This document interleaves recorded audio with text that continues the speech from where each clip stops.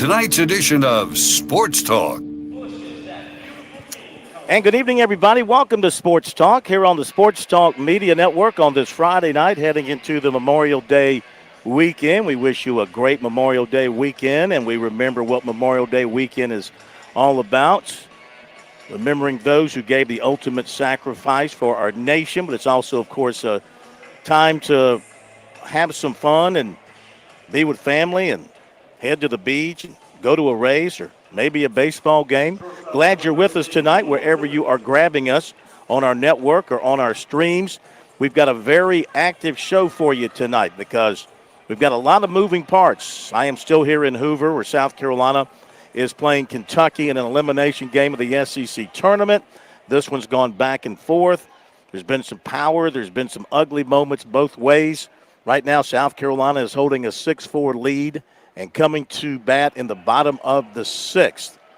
Gamecocks with 6 runs, 5 hits, but 3 errors. Another sloppy day in the field for the Gamecocks. 4 errors in that loss to LSU. We haven't talked to you since that game last night, which was an absolute thriller, and one the Gamecocks kind of had in their hands and then kind of gifted to LSU with 2 eighth-inning errors that led to 2 unearned runs. Those turned out to be huge.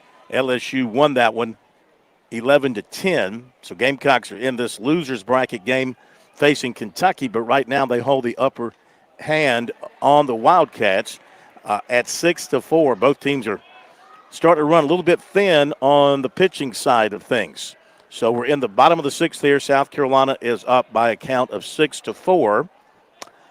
In Charlotte, Matt Smith is there, and he'll be joining us momentarily. And Clemson Tigers, this will be their final game of the ACC tournament since they launched yesterday. So this game is just for giggles for them because they know that they are firmly in the tournament and will be a host next week. But the Tigers are not playing good baseball now after sweeping BC last weekend, but they were swept by Wake Forest the previous weekend.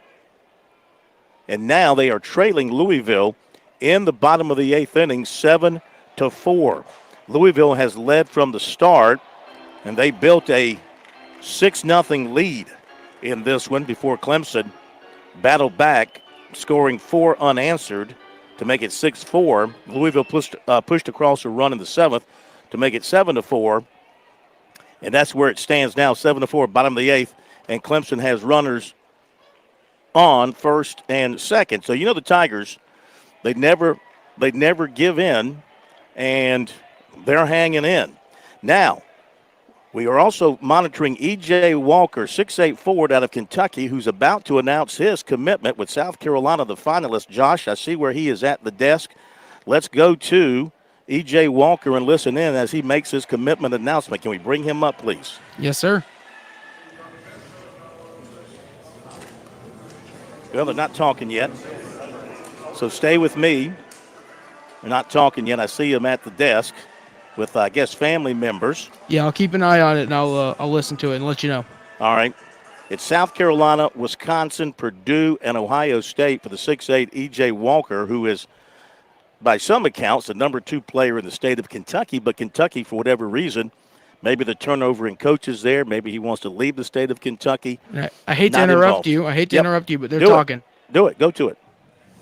EJ's been an exemplary student athlete here at Lloyd Memorial High School, showcasing not only his remarkable talent on the court, but also demonstrating exceptional character and leadership off of it. As he makes the transition to college, he carries not only with him a legacy of athletic achievement, but also a commitment of excellence in academics and community. EJ epitomizes what it means to be a high school student athlete.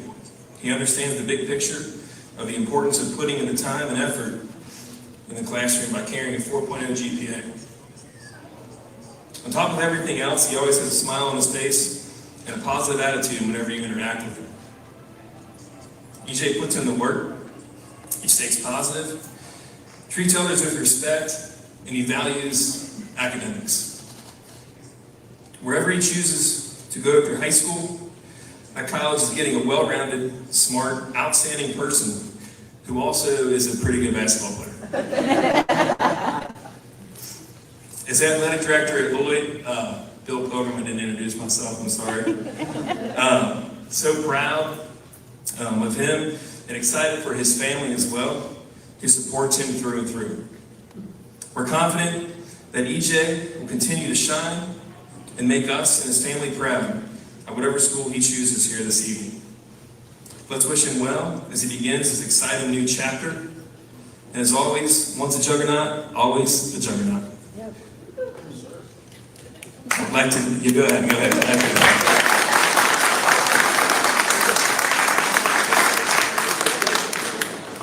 I'd like to introduce Mike Walker. Yep, I'll bring it to you. Mike Walker, our head basketball coach here at Wood. Yeah.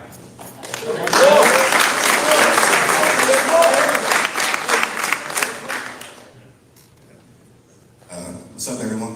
I just want to thank you for coming. Again, thank you for attending, being a part of a special chapter in EJ's life. I wear two hats this evening, so I'm going to wear the coach's hat and the father's hat, so bear with me, it won't be too long. The coaching hat has been a blessing coaching you over the past 4 years. The growth of your game on the court has been tremendous, and I'm so happy to be a part of it. The countless hours of training on your basketball skills and transforming your body to be able to perform at the highest level of AAU and to be a dominant force in Northern Kentucky and the state of Kentucky. The arguments and butting heads because of our friendship, our coach and player relationship, and you being my son, but I wanted to change that for the world. You have accomplished so much. Over 1,000 point scorer, part of having the best team record in Lloyd history twice, back-to-back district champs, 3-time regional appearance. But when your teammates make all-tournament team or get awards, is when you have the biggest smile on your face. That speaks volumes of the teammate that the university you choose is getting here tonight. The dad hat, I'm proud of you, son, of the dedication you have chosen to this game of basketball so far. I say so far because now it's time to take it to the next level, to achieve whatever goals and dreams you have for the next level. You have overcome obstacles, adversity, arguments with your high school coach. Unfortunately, you live with him. The biggest is ignoring all naysayers that say you were not good enough. The great thing is your family sitting next to you, your sister who is on her way to play college volleyball, your little brother who looks up to you and hopes to be sitting here one day. And Russ, well, he's Russ. That extended family and friends, community people here today believed in you and will continue to believe in you along this journey and into your next chapter. And I can speak for everyone in this room. We are proud, we are excited, you have made one of the hardest decisions in your life. I love you.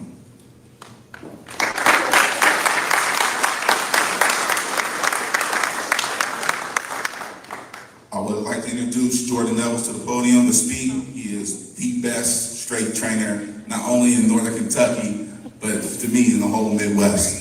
He has done tremendous for EJ and almost every kid in this room. And Jordan Nevels.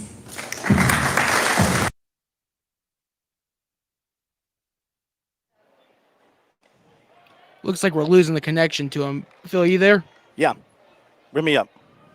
You're up. You're good. All right, we're listening to the press conference with EJ Walker. We'll go back to it in a second once we get through some of the preliminary speakers here. I imagine he'll be talking soon, and we'll bring that to you as soon as he gets up to the podium.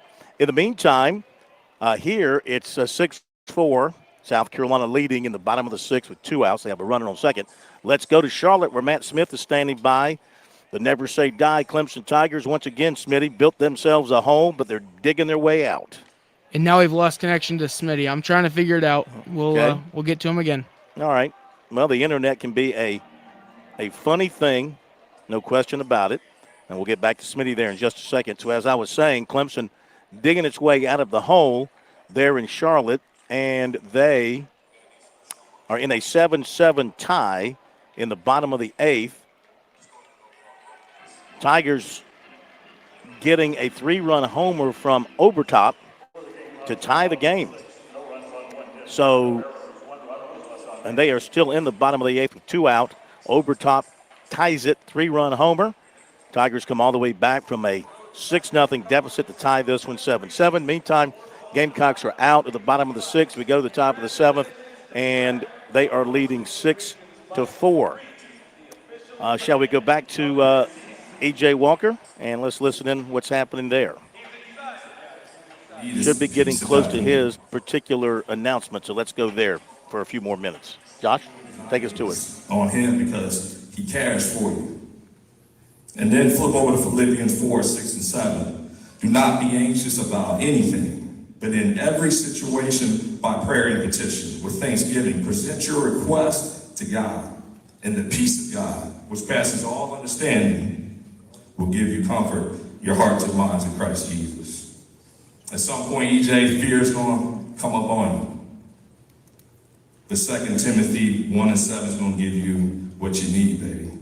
For God has not given us a spirit of fear, but he's given us the power of love, peace, and a sound mind. And when you start to feel a little weak, you know, we in there trying to pump you up and get that body together, but you might start feeling a little weak, EJ. Just flip open Isaiah 40:29.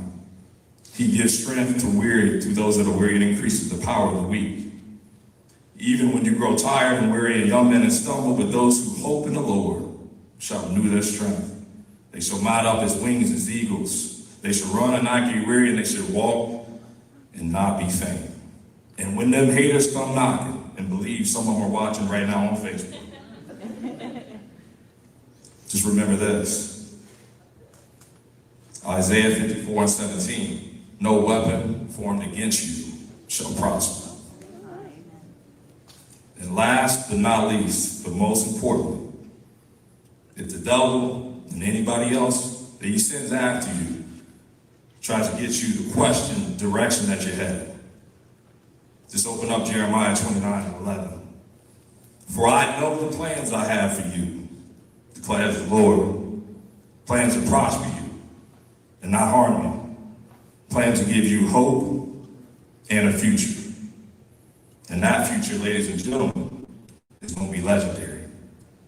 Let the church say, Amen. Amen.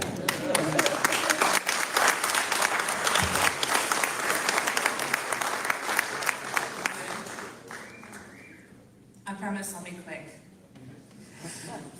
And try not to cry. EJ, today's the day you finally get the answer. The question that is the way people now greet me. Where is he going to play? The last few years have been full of a combination of proud moments, hard work, and a ton of traveling. The opportunities that have been presented to you are a testament to your dedication to achieving your goals, your commitment to the classroom, and ultimately a reflection of your determined spirit. This is a milestone you have no doubt earned. You've always had an incredible approach to challenges. Your gentle spirit has always been your greatest strength, allowing you to face adversity and face your goals with calm and focused determination. My love and admiration for you. Listening to E.J. Walker press conference in Kentucky, you never know how these press conferences are going to go. Sometimes they're really quick, and sometimes they get drawn out. You don't want to miss the announcement, so we're just trying to bring you the announcement from this 6'8" forward in Erlanger, Kentucky, South Carolina, Wisconsin, Ohio State, Purdue. Some think it's going to be the Gamecocks. He did take an official to South Carolina. He took an official to Wisconsin. Lamont Paris started recruiting him last summer at AAU and has stayed on top of him. Went in and visited the family and the kid back in the fall, so they've developed a really strong relationship. We'll see. We'll see if that's going to be enough for the Gamecocks to win out here. And we'll get to Smitty in Charlotte as soon as we get this announcement over with. Here it's 6-4 South Carolina. Kentucky batting. Now Kentucky's done in the top of the 7th. We go to the bottom of the 7th. South Carolina is up 6-4. And let's go back to this press conference. I think we're getting close to announcement time. Go ahead. First, I want to thank God for putting me in this position and giving me an opportunity to do something I always dreamed of. And next, I want to thank my family for always being there for me, especially my mom and dad. They know how grateful I am for them and for sacrificing so much for me. So, to be in this position and teach me how to be a good person on and off the court. And I also want to thank my siblings, Peyton, Justice, and Russ. Russ for sacrificing so much, like the time that this process has taken up in their lives too. And the coach, I want to thank the coaches that have been a part of my basketball journey. First, Coach Guy, he was my first basketball coach and teach me the love of the game. And then Coach Rich, teaching me how to work hard. And I also want to thank the whole Midwest program, especially Andrew Martin, Coach Phelps, Coach Trey, Coach Woods, and Coach Green. Next, I want to thank some more people who helped me become the person I am today. Coach Cricket, I'll say thank you for helping me by you putting in the time and effort, making sure I had an opportunity to play in front of all of the programs and coaches. And Jordan, I just want to say thank you for not only creating an elite space for me to get physically and mentally ready for the next level, but also bringing me closer to God. And Lance, I just want to say thank you for training me and also being a friend. And then Tyler, I want to say thank you for being my trainer and also being someone I can talk to when I need it. I want to thank all the Lloyd coaches for holding me accountable in practice and games.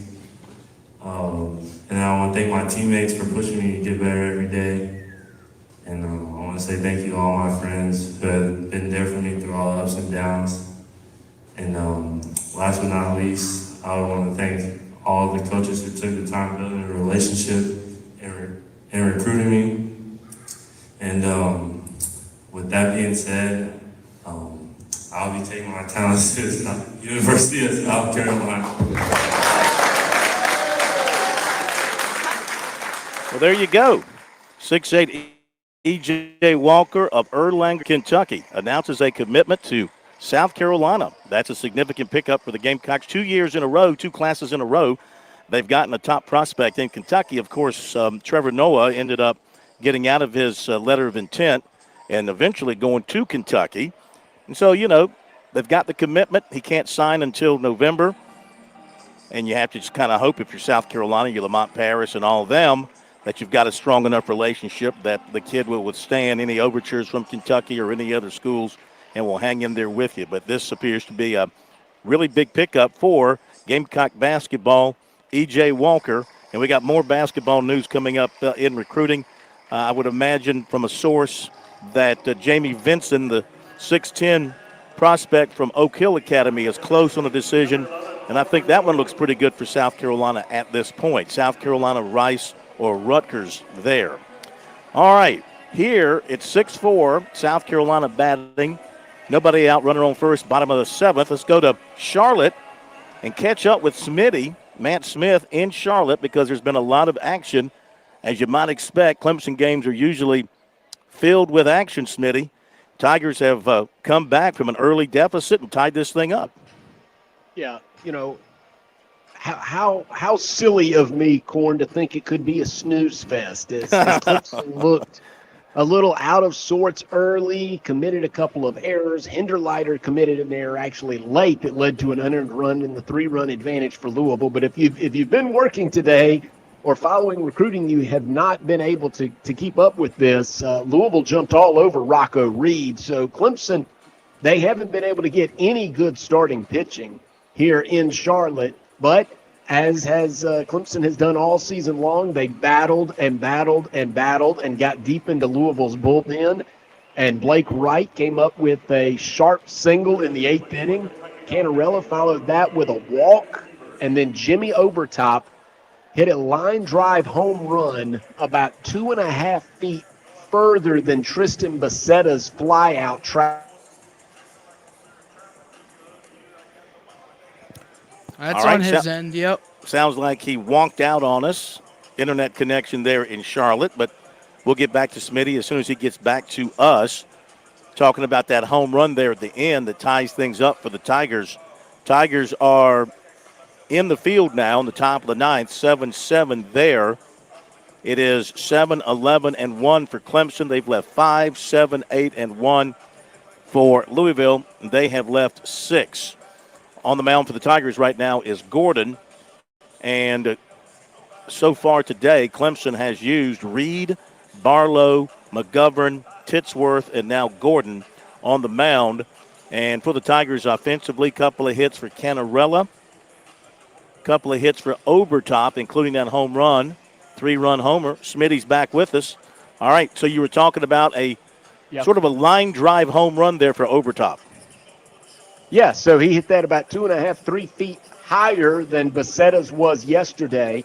And so no one could bring it back this time. So Clemson just in another dramatic game. Louisville's on the wrong side of the bubble, in truth. I don't think they can get to the NCAA tournament, but they're playing like they are fighting for that final spot. And they've been playing hard, and their pitchers have performed well. But you can't keep Clemson's offense down through 9 innings. So we move on to the 9th here, and it's dramatic, and there's a lot of emotion in the stadium. Even though neither one of these teams will be playing tomorrow, they both would like to finish on a win here in Charlotte.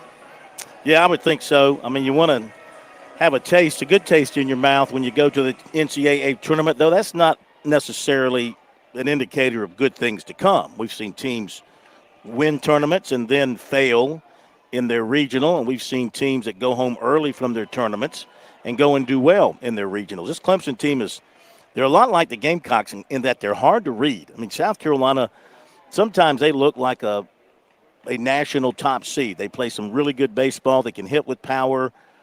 But today, once again, they've had some fundamental problems in the field, but they've been able to overcome it because Kentucky's had its issues on the mound. Kentucky's hit a good number of Gamecock batters, and they have walked a good number of batters. Let's see here. The Gamecocks have been hit. Well, they've been hit twice, and they've drawn 7 walks. 7 walks and 2 hits.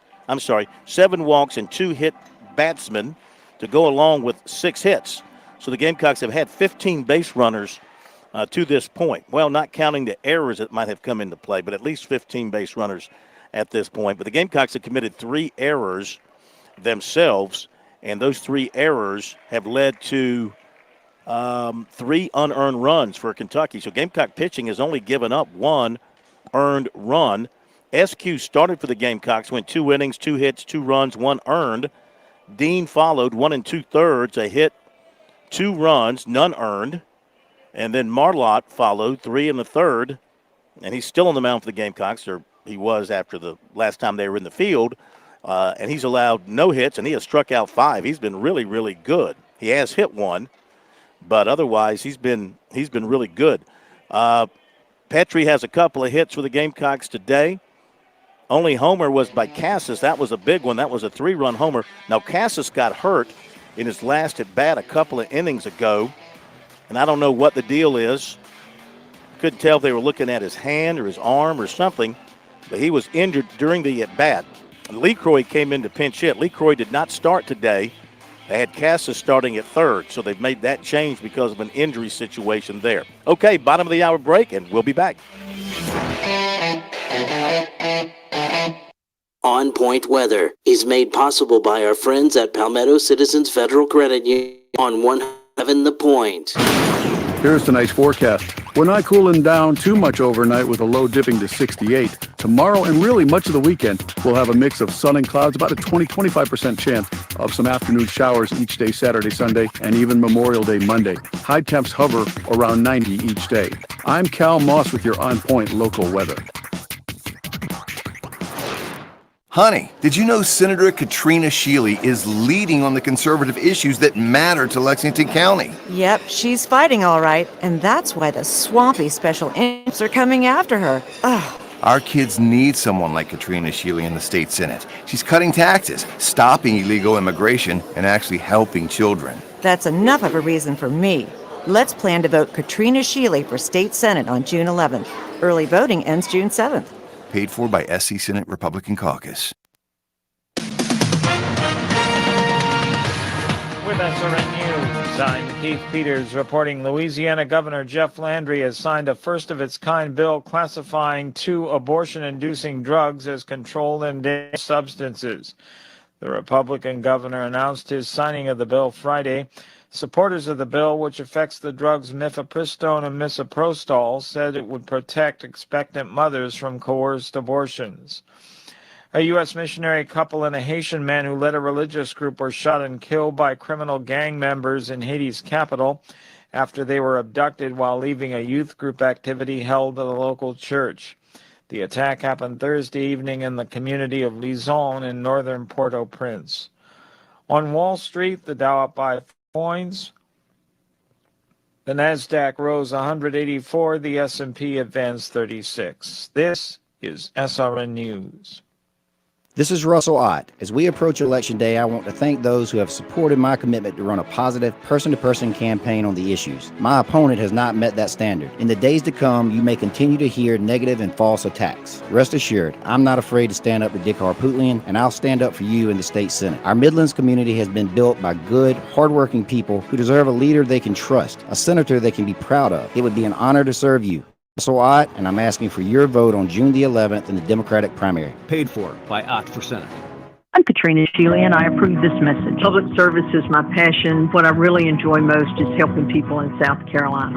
I'm the chairman of Family and Veteran Services, and, I've found that was my calling all along. It was helping people find the solution to their problems. I'm not here for the politics. I'm not here for the awards and the recognition. I'm here to help the people of South Carolina. That's what I've always done, and if you re-elect me, I will continue to do that. Paid for by Shealy. Hello, I'm Roxanne Wilson. I'd like to thank you all for the support you've given my husband, Joe Wilson, as he fights for families like yours in the United States Congress. Joe served for over 30 years in the military, and he instilled in our sons the importance of sacrifice and service. All 4 served overseas in the United States military, and they were all Eagle Scouts. Joe witnessed firsthand the bravery and honor of the men and women who risked everything to keep American families safe. That's why Joe fights for our veterans. Joe authored the bipartisan effort to end the widow's tax, leading to a $5.3 billion benefit for military families. He co-sponsored a vital new law expanding health care coverage to our veterans. And we all know the great job Joe has done to secure funding for Fort Jackson and nearby McEntire Joint National Guard Base, Shaw Field, and Fort Gordon. I'm Roxanne Wilson, and I hope you'll join me in voting for my husband, Joe Wilson, for Congress. Thank you. I am Joe Wilson, and I approve this message paid for by the Joe Wilson for Congress Committee. On June 11th, the people of Lexington are encouraged to turn out and vote in our South Carolina primary. Clifford Fisher is running for Lexington County Council in District 5. Mr. has a deep-rooted commitment to our Lexington community and a steadfast belief in the values to help make Lexington County thrive. Clifford Fisher is dedicated to serving District 5 with integrity, experience, and a vision for a prosperous future. Throughout his life as a business owner, a devoted family man, and a staunch conservative, he's learned the importance of hard work, perseverance, and principled leadership. Now, Clifford Fisher stands ready to bring these values to the forefront while working well with others to address the challenges and opportunities facing our district. Lexington County is growing rapidly. We need leadership and vision more now than ever. On June the 11th, vote Clifford Fisher for Lexington County Council District 5. I'm Clifford Fisher, and ask for your vote on June 11th.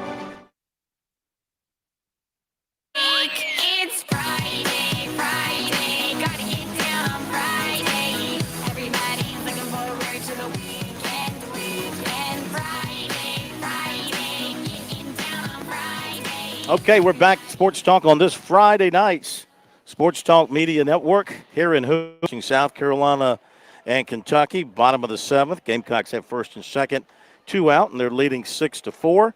Let's go to Smitty. Quick update in Charlotte because things are happening for Clemson as they try to pull out their 24th come-from-behind win of the season. That's an amazing figure, Smitty. It absolutely is. And Clemson, what they've done is single in the 9th inning. So the winning run now makes it to third base in the person of Jacob Hinderleiter. And let's see who's coming. I'll tell you who's going to come to the plate in a moment with the opportunity. That brings Obertop back. And Of course, yeah, Overtop's the player who hit the 3-run jack to tie this game in the 8th. So he really has a chance to play the hero here today in Charlotte. Yeah. Have Clemson finding a way, and this would send them off into the postseason, the national postseason, in a good frame of mind after losing yesterday, being handled really by Miami. Though they had a chance to win that game on the last at bat, of course, with that long fly ball that was brought in. We didn't have much of a chance to talk about South Carolina LSU last night, Smitty. Tough loss for the Gamecocks, 11-10. A game that they led in the 8th inning. The Gamecocks, like most teams, had an excellent record when leading after 7 innings. Errors in the 8th inning cost them, and they also had a base running blunder where they attempted a double steal, got thrown out at home. They mishandled a bunt offensively. They misexecuted where they had first and second, trying to push them ahead. They bunted down the first base line. They threw the guy out at third. Little things like that. And speaking of, they just had a runner picked off a second to end the 7th. So they continue to hurt themselves in terms of opportunities, blown opportunities. Blown opportunities last night, blown opportunities today. The errors, a lot of errors. Yet they're leading 6-4. Catch you up on the scoring in this one. While, let's go back to Smitty because I think it might be over in Charlotte. What you got? It is. Jacob Hinderleiter crosses with the winning run. Jimmy Overtop drew a 4-pitch walk. Oh. So Louisville fell apart at the end, and Clemson's going to finish the and you know what? This game, it didn't have any bearing on the ACC championship. At the beginning of the game, I think the crowd was listless.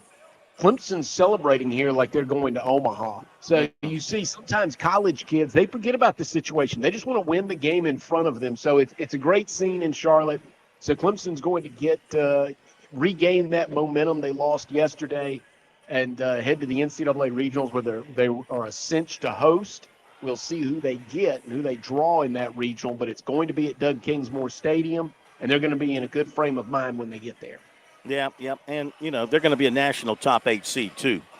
I think that they're not going to drop that far with that one loss, so I would think they'll be a national top 8, which means if they win their regional, they'll host a super.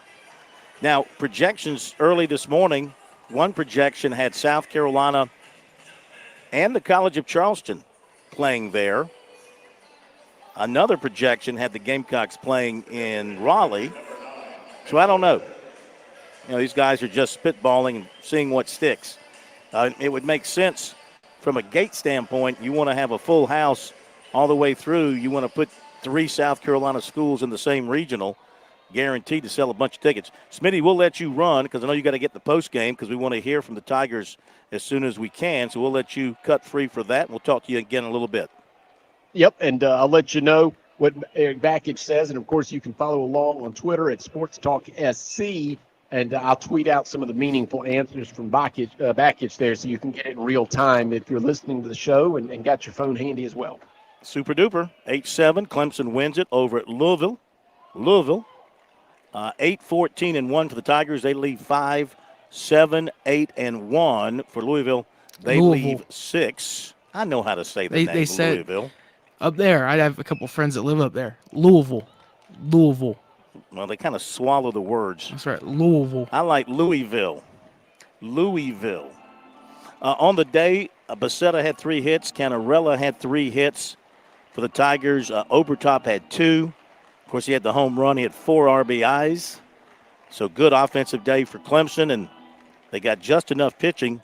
After their first 3 pitchers all gave up some runs, Titsworth pitched 1 1/3 of scoreless baseball, and then Gordon gave them 1 clean inning in the 9th. So that was enough to preserve it for the Tigers, and they finished 1-1 in the ACC tournament. Other scores around the country today at the ACC tournament, along with the Clemson game just going final earlier. Florida State beat Virginia 12-7, so Florida State advances. Wake Forest and North Carolina, they play tonight. All right? In the Big South tournament, Presbyterian, the regular season champ, eliminated by Upstate today, 9-8. Top of the 8th, High Point is leading Charleston Southern 10-9. And then tonight, the winner of that one will move on to play Upstate tonight. In the CAA,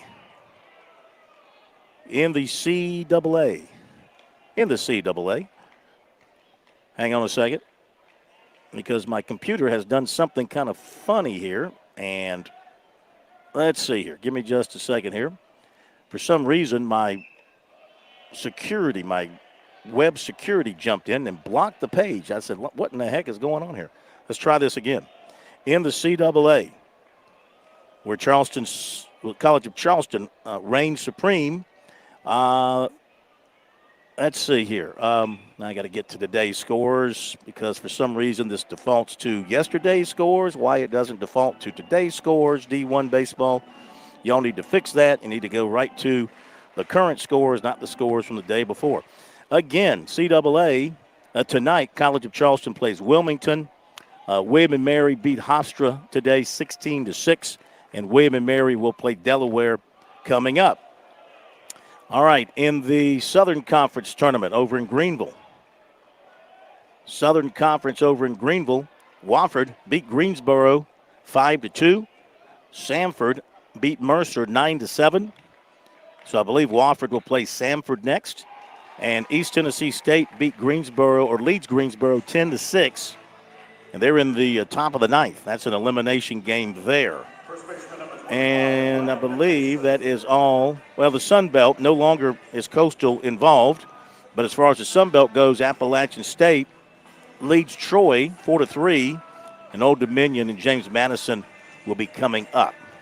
So you're up to date on the baseball. Now, Clemson Golf. Tigers playing their first round of the NCAA Men's Championship out in Carlsbad, California. And not a great day for Clemson at all. Plus 18 for the Tigers. So that puts them in a tie for 26 right now. Of course, a lot of teams are still on the course, so things could be adjusted as other teams finish up. But a plus 18 for the Tigers today. And their best round was turned in by Jonathan Nielsen. A 2 over par 74. Andrew Swanson had a 75. Callahan Keever had a 77. Thomas Higgins had an 80. And Alberto Dominguez had an 82. So Tigers are well back. The leader is Tennessee at 2 under. Arizona, Illinois, Texas, North Carolina, they are all plus 1. Georgia Tech and Oklahoma plus 2. All those teams on the course. So, again, there's going to be a lot of adjusting, see where Clemson ends up. But at this point, Tigers are tied for 26th. Okay? And if you just tuned in, South Carolina got a major basketball commitment, you could say, today from E.J. Walker, 6'8" forward out of Kentucky. He picked the Gamecocks over Wisconsin. He also had Ohio State and Purdue as his finalists, but his 2 official visits were to South Carolina and Wisconsin. So probably those were the 2 that he considered with the strongest amount of interest. Let's see. Now, of course, with the holiday weekend upon us, maybe that's going to give us all a little bit of break from all the talk about what's going on with college athletics, everything that happened this week with the settlement of the lawsuit. And now, of course, I'm not going to say the intrusion, I'm going to say the involvement of private equity firms now with college athletics. And, you know, this is going to open the door for these firms, and they're just waiting because this is what they do. It's not just with college athletics. They do it with pro athletics. They do it with businesses around the globe, medical firms, legal firms, I mean, whatever they want to invest in where they can obviously turn a dollar.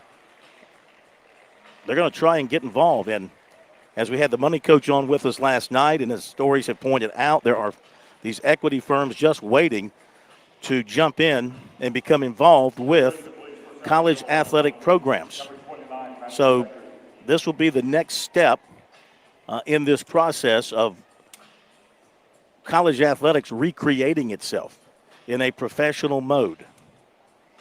And my only question is, do the fans really care about this? I mean, the older generation grew up knowing college athletics a certain way. And now the younger generation is going to experience college athletics in an entirely different way. And will they care? Will they care that the players are being paid hundreds of thousands of dollars in some cases? Will they care that no matter what they say, no matter what the NCAA says, no matter what the leagues say, no matter how they word it, there's going to be poaching of players. There's going to be inducements from a recruiting standpoint being made in the money game, because that's just that's human nature. That's just the way people are going to be. It has always been that way in college athletics. Now it's just going to be even more widespread because it's, it still might not be legal. I mean, they might put in some guardrails that say you can't talk about money in the recruiting process, but come on, let's don't be stupid and think that's not going to be happening, and that's not going to be a major part of the decision-making process for a number of prospects. I'm not going to say all, but for a number of prospects. But does it matter to you, the ticket-buying fan? You just want to go to your game. You want to go to your tailgate.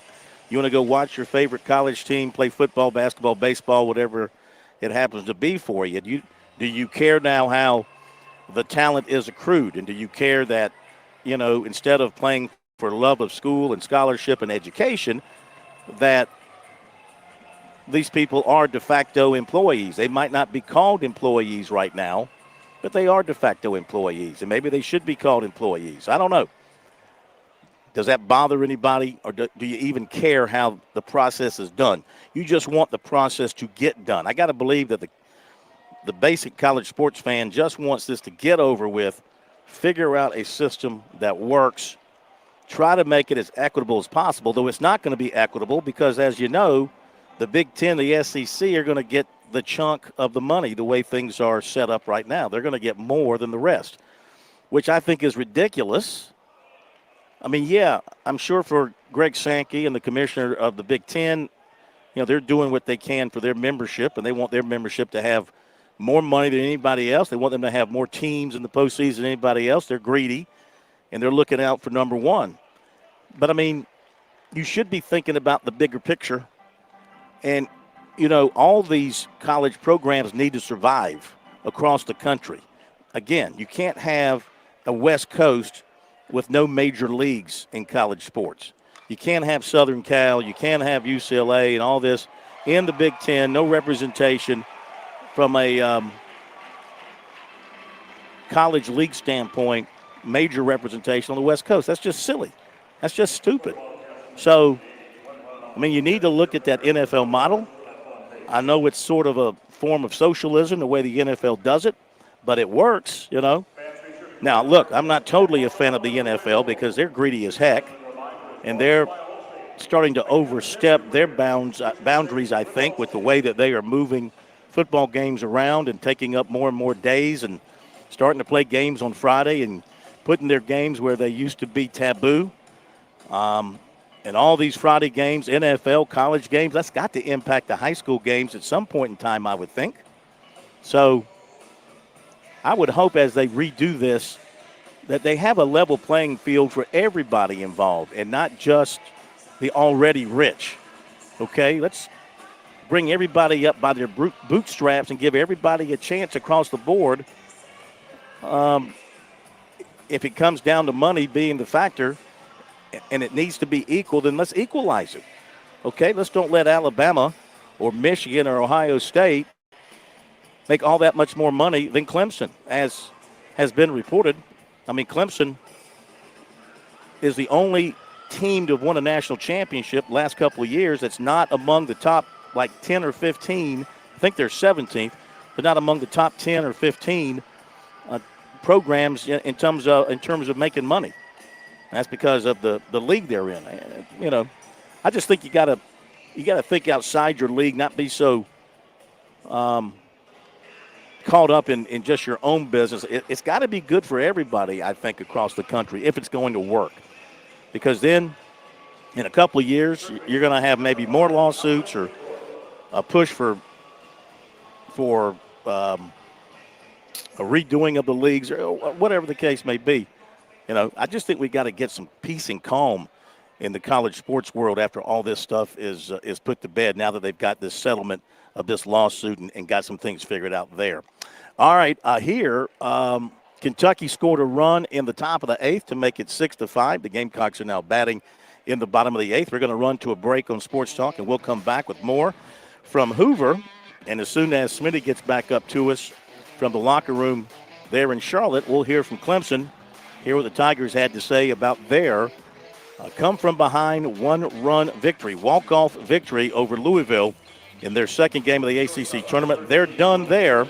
Now they get ready for the regional at their place next weekend, and we'll be back.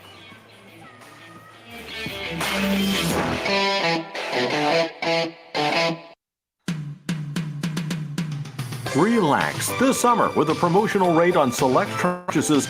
Founders Federal Credit Union credit card. Now through August 31st, get 6.99% APR for 6 months on qualifying purchases, including airfare, hotels, restaurants, and cruise lines. Don't let interest rates slow you down this summer. Visit foundersfcu.com/travel to learn more. Not a Founders member yet? Founders has the financial tools you need and the personalized service you deserve. Stop by an office or visit foundersfcu.com to learn more about Founders and see if you qualify for membership. On March 1st, 2025, the promotional APR will revert to the effective APR as previously discussed. Call 800-845-1644 for details about credit costs and terms. Membership qualification required. Great things don't happen all at once. Big dreams take time. And when it comes to saving for college, it's those small steps that make a difference. I'm State Treasurer Curtis Loftus. Future Scholar, South Carolina's 5-9 college savings plan, is designed to be taken step by step. You can start with any amount, contributions are tax deductible, and earnings grow tax-free. So why wait? Discover the smart, easy way to save college at futurescholar.com. The South Carolina Education Lottery has introduced a new rolling jackpot, and it's big. How big? Bigger than a striped bass? Regular man. Way bigger. Bigger than this world-class golf course? Or bigger than that. Even bigger than the Gaffney Peach? Let's just say with this new rolling jackpot, Palmetto Cash 5 is officially too big to ignore. Palmetto Cash 5 draws nightly, so play today and check if your numbers are winners in the Players Club app or at seeducationlottery.com. Overall odds are 1 in 10. Top prize odds are 1 in 850,668.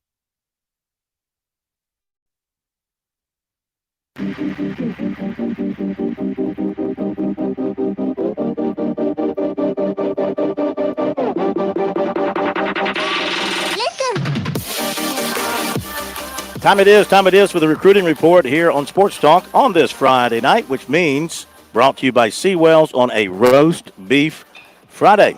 Hope you got a chance to get out there and enjoy another great daily luncheon buffet meal at Seawells. Keep in mind, they'll be closed on Monday, back at it on Tuesday of next week from 11 till 2. Make sure you get over there for that.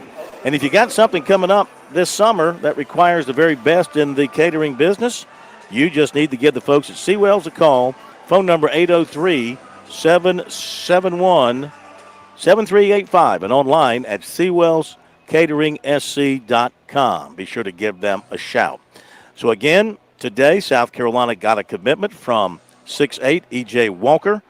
He's out of Kentucky, Erlanger, Kentucky. And South Carolina started recruiting him last summer during AAU season. And he announced for the Gamecocks over Wisconsin, Ohio State, and Purdue. Made official visits to Columbia and Madison. Last season, he averaged 17 points, 11 rebounds per game. He told us earlier this year in March that Paris really liked his versatility and the fact that he can come in and he can use that and be effective offensively and defensively. He likes, though he's 6'8", able to guard guards, 1 through 4. So versatility for a 6'8 kid seems to be his strength. He is the third commitment in the 25 class for the Gamecocks. Now, 6'11 Jamie Vinson, Oak Hill Academy, Virginia, Austin, Texas, expected to make his decision between USC, Rutgers, and Rice later today or Saturday. A source told us this afternoon. He also visited Kentucky recently, but the Wildcats do not appear to be a factor. Source said his family feels strongly about USC coach Lamont Paris and his staff, so they feel good. The family does at this point in time about the Gamecocks. I don't know if that's an indicator of what's going to happen, but I think South Carolina right now is in good shape. Football, South Carolina's in the top 5 with center Isaac Souls of Louisville. There's that word again, Louisville. Others are Miami, NC State, Louisville, and Kentucky. He's visited USC multiple times, most recently for their spring game. He has official visits set with USC May 31st, followed by Kentucky, Miami, and NC State. Gaffney, offensive tackle, Shed Surratt, named the top 6 today. USC, NC State, Florida State, Colorado, Tennessee, and Florida. He has visited USC several times, including for the spring game in April. He has OVs to Colorado May 31st and USC June 21st. Another big weekend for offensive tackle David Sanders, the Clemson and USC target out of Charlotte. He's going to go to Tennessee this weekend. He also visited the Vols twice in April, including for their spring game. His most recent visit was to Ohio State May the 4th. That was his second trip to Columbus this spring. He will resume his official visits next weekend. Official was to USC in April. His second was in Nebraska earlier this month. Next weekend, he plans to visit Clemson. Then come officials to Georgia, Tennessee, Alabama, and Ohio State.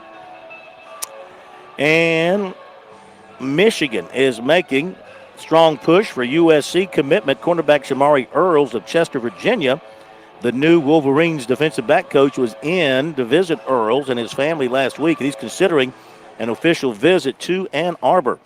Scheduled to visit South Carolina May 31st, and also has dates with Virginia and Duke.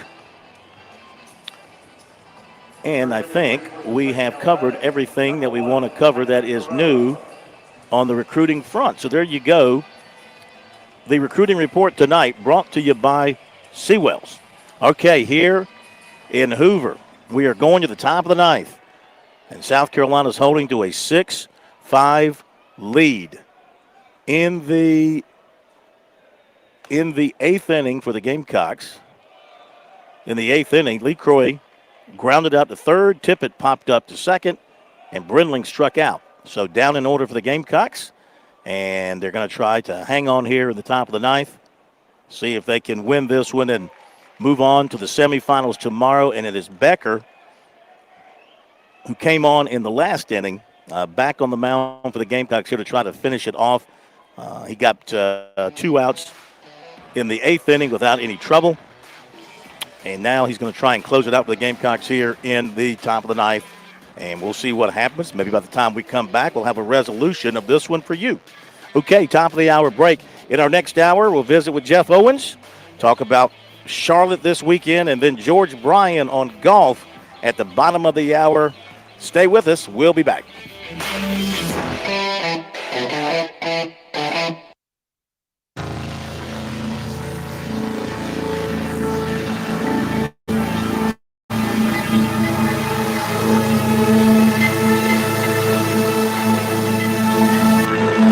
WQXL Columbia, W264DF. Grills, outdoor kitchens, and fireplaces. Spring Sizzle starts with Bart. This is 107 The Point.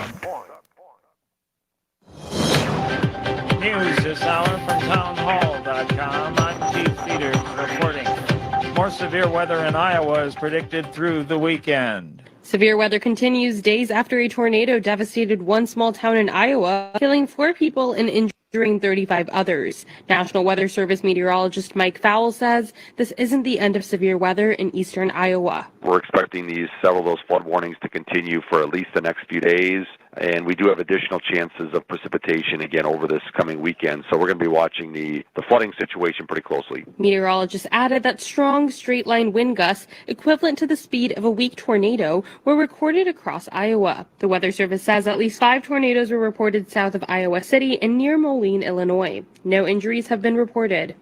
Juani. Airports and roadways are expected to be jam-packed during the Memorial Day weekend, making up for travel lost during the COVID-19 pandemic. Miami resident Victoria Ramos Valdez, who was driving on the Florida Turnpike, said her young family prioritized its budget for holiday weekend travel. We're going to go for a $300 budget, and the hotel is around $150 for the water slide, and so spending the whole day there. And then we're going to take a trip up to other cities like St. Augustine and maybe end up in Savannah. AAA's 43.8 million people will travel 50 miles or more from home from Thursday, May 23rd through Monday, May 27th. AAA says it's the second highest Memorial Day weekend they've ever tracked. Louisiana Governor Jeff Landry has signed a first-of-its-kind bill classifying 2 abortion-inducing drugs as controlled and dangerous substances. On Wall Street, the Dow by 4 points, the Nasdaq rose 184, the S&P advanced 36. More at townhall.com. This is a special alert to all Americans who own a vehicle with less than 200,000 miles with an auto warranty about to expire or with no warranty coverage at all. Due to a decline in the economy, CarShield is announcing a low-cost month-to-month vehicle protection plan that is now available to the public to save any driver out-of-pocket expenses on future auto repairs. Call now to find out how you can pay almost nothing for covered auto repairs. Yes, you heard that correctly. Pay almost nothing for covered auto repairs. An open phone line has been established for all drivers to call for a free quick quote. Call 800-355-4107 now. Drivers who are covered will not have to pay for covered repairs. This protection plan is at an all-time low. Additionally, drivers who activate this vehicle protection today will also receive free roadside assistance, free towing, and car rental options at no additional cost. Call us for your free quick quote today. 800-355-4107. That's 800-355-4107. What do you have to lose? Call 800-355-4107. Again, 800-355-4107. The former top prosecutor in Baltimore, Marilyn Mosby, who was convicted for lying to obtain mortgages on Florida vacation properties, is avoiding time. Correspondent Jennifer King reports. The former state's attorney for the city of Baltimore has been ordered to forfeit a Florida vacation home and was sentenced to 12 months of home confinement, 100 hours of community service, and 3 years of probation. The government said she expressed no remorse and that her perjury harmed everyone who followed the rules during the coronavirus pandemic. Judge Lydia K. Gribsby said it was a sad day for the city of Baltimore and added that Mosby displayed a pattern of dishonesty, but she noted the crimes didn't involve taxpayer money and said separating Mosby from her 2 young daughters weighed heavily on her decision. Mosby gained a national profile when she unsuccessfully charges against 6 police officers in the case of Freddie Gray. I'm Jennifer King. Gray was a black man who died in Baltimore police custody. News and analysis at townhall.com. I'm Keith Peters. On Point Weather is made possible by our friends at Palmetto Citizens Federal Credit Union on 107 The Point. Here's tonight's forecast. We're not cooling down too much overnight with a low dipping to 68. Tomorrow and really much of the weekend, we'll have a mix of sun and clouds, about a 20-25% chance of some afternoon showers each day, Saturday, Sunday, and even Memorial Day, Monday. High temps hover around 90 each day. I'm Cal Moss with your On Point local weather. WQXL Columbia, W264DF. Grills, outdoor kitchens, and fireplaces. Spring Sizzle starts with Bart. This is 107 The Point. Please press button now. No, that number's bigger than the one I said. Welcome back to Sports Talk on the Sports Talk Media Network. You can reach the guys with the South Carolina Education Lottery lucky number. 888-898-2525. That's 888-898-2525. Now back to Phil and Chris with the second hour of Sports Talk on the Sports Talk Media Network. Well, if I had said on Monday, what are the odds of South Carolina by the end of the work week, Friday, being 2 wins away from winning the SEC tournament championship, what would you have said? 1 in a million? 1 in 500,000? Well, that's where they are. The Gamecocks have just beaten Kentucky 6-5. Becker got it done. Top of the ninth, no trouble. 1, 2, 3. And the Gamecocks are going to get another shot at LSU tomorrow at 1 o'clock Eastern time. Becker got a strikeout, and a pop-up to end the game. Hang on a second. Let me back up. They changed pitchers on me. So, no, they didn't. I'm sorry. That was a pinch hitter. So it was Becker. Yeah, he got a strikeout, and a pop-up to end it for the Gamecocks. So Becker was outstanding. He gets the save. Marlett gets the win. He's 3-0. Becker, his first save, went 1 2/3 innings, struck out 2, did not allow a hit, one of his best brief showings of the season. SQ started, then Dean, then Marlett, and then Becker. South Carolina wins it 6-5, and they will play LSU tomorrow. And you know what? How you got to Saturday doesn't matter. It's just getting to Saturday. Now it's mano a mano. Now it's one game to get to the SEC Tournament Championship. So that's all you can ask for. What do you say about this Gamecock baseball team putting it together here in Hoover, which has been a house of horrors for them since they've been in the SEC? I mean, this is, getting to the semifinals has been rare. What is this? Like they're, without me looking it up, I think it might be like their third trip ever to the semis. They won the championship one time, and I think they got to another final another time. I could be a little bit off on that, but it hasn't been many times that they've come into this tournament and won 3 times. And that's what they've done here, and they got a chance to continue tomorrow. So the Gamecocks win it 6-5, and 6 runs on 6 hits. And they managed to overcome 3 errors. They left 7. 5 runs on 5 hits for Kentucky and no errors. So, I mean, Gamecock pitching had to overcome a lot because they did not get great support behind them. Only 2 of the runs for Kentucky were earned today. So they need to clean that up. That is 7 errors in their last 2 games, yet they had a chance to win yesterday, and they won today. So go figure. I mean, errors are important. You want to play clean baseball and all that, but you can overcome them somehow, some way. Give you a recap on the scoring here. Kentucky took the early lead in the top of the second on a 2-run double. Gamecocks came right back in the bottom of the second. A 3-run homer by Cassis put them up 3-2.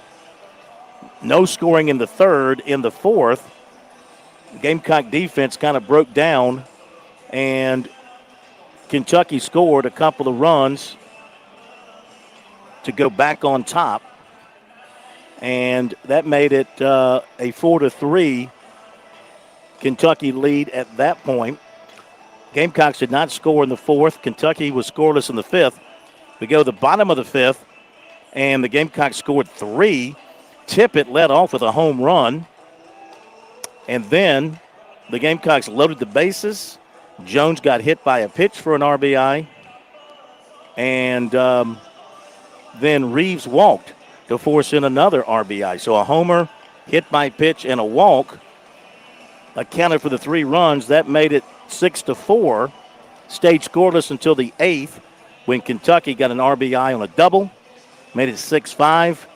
And the Gamecock pitching, Becker made that hold up in the 9th, and the Gamecocks win it by a count of 6-5. So they move on to play LSU tomorrow. First game of the doubleheader.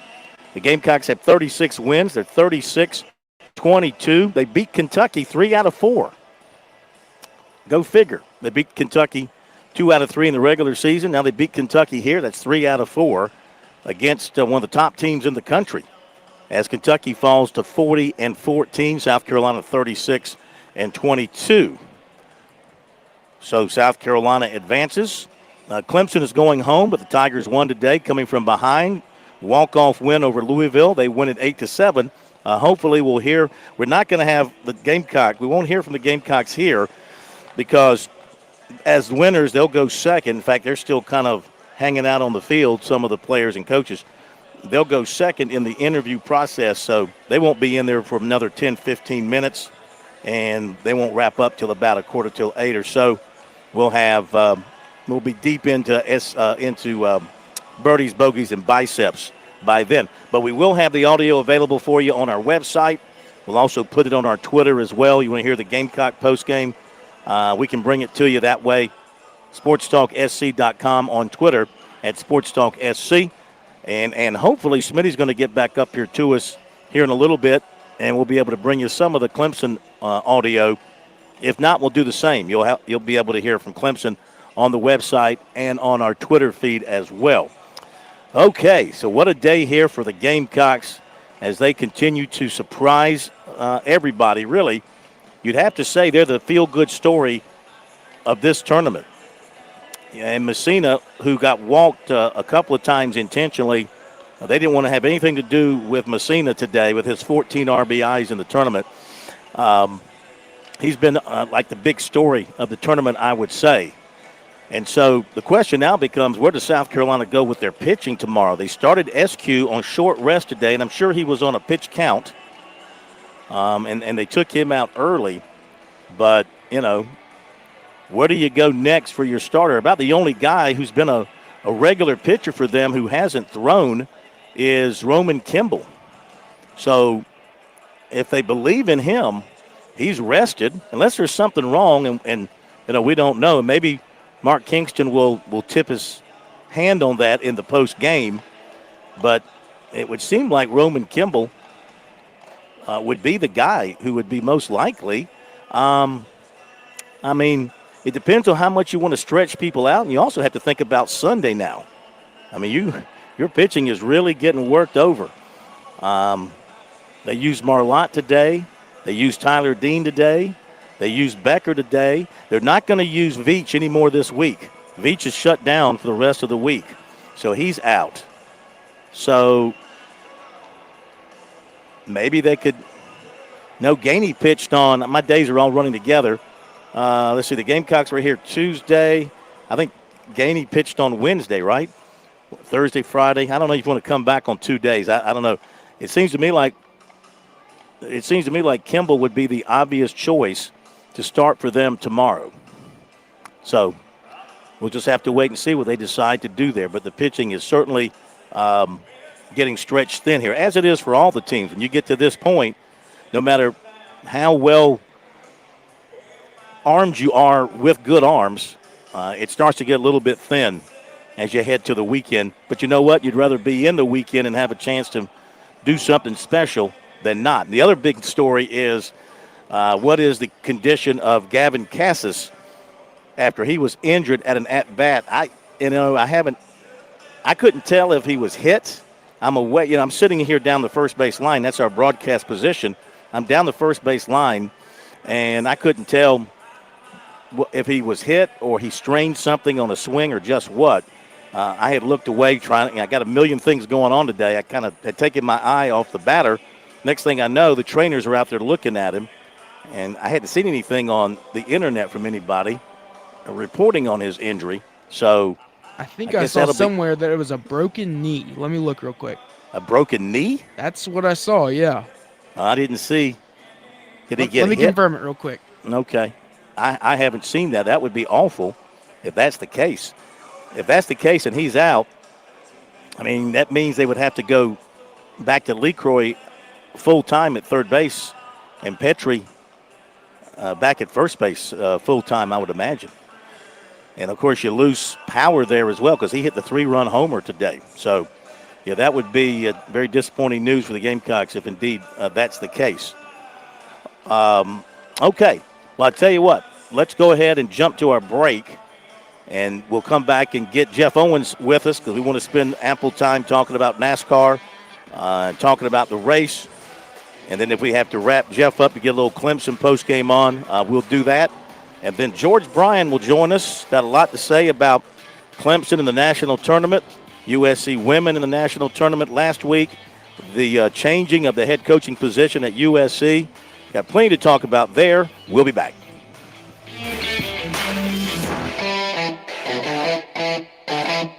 We're with Major Billy Downer of the Department of Natural Resources. Major Downer, it's hunting season in South Carolina this fall. Folks, be prepared from a legal standpoint. That's right, Phil. Everyone always needs to buy their hunting license or fishing license. Everyone always worries about losing their license. Well, now that's not a problem anymore because you can keep your license on your phone. That's right. Go Outdoors SC. It's an app. Look for it on your Apple or Android devices. You can buy your license. You can renew your boat registration, and it's all right there on your phone. Remember, Go Outdoors SC in your app store.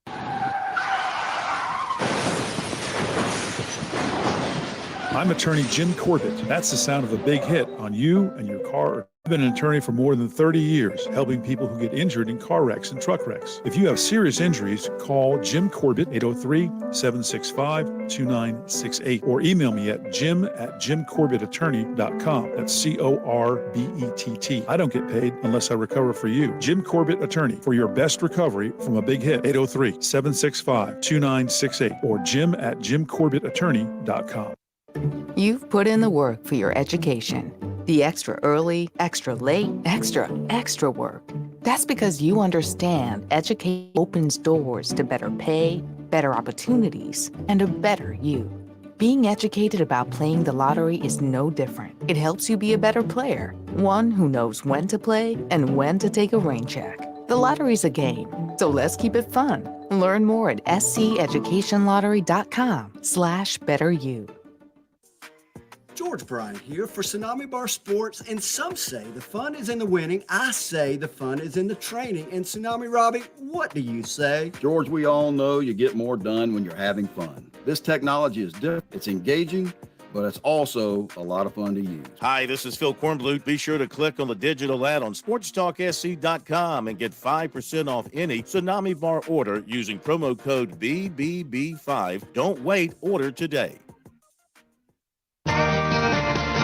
Love it when it's forward, love it when it's fast, love it when the leaders talk, the pack is moving past, love it when they're making lots and lots of noise, can't wait to hear these doubles say, boogity, boogity, boogity, let's go racing, boys, let's go racing, boys.